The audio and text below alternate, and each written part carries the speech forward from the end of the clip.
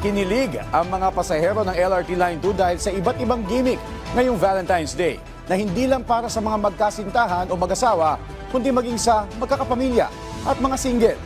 Yan ang ulat ni Harley Valbuena ng PTV Manila. Maraming pasahero ng LRT2 ang kinilig dahil sa iba't ibang pakulo ng LRTA ngayong Valentine's Day.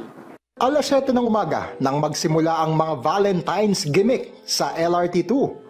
Sa Antipolo Station, tampok ang live piano para damang-dama ang romantic vibes.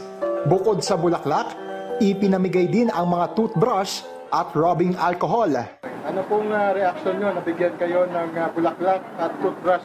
Salamat. Keep safe and always I love you. Thank you for staying and I love you more.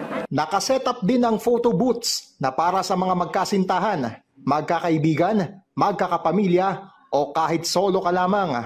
Naghandog naman ang PCSO ng libreng 4D Lotto tickets. Bukod sa LRT2 Antipolo, may ganito ring mga pakulo sa LRT2 Cubao at Pasig Marikina stations. The moment na inabutan na namin sila ng roses or ng alcohol or ng toothbrush, makikita mo biglang ngingiti, ang sarap ng mga ngiti nila. Bilang pasasalamat sa ating mga pasahero at makapagbigay kami ng konting kasayahan, konting smile sa kanilang araw.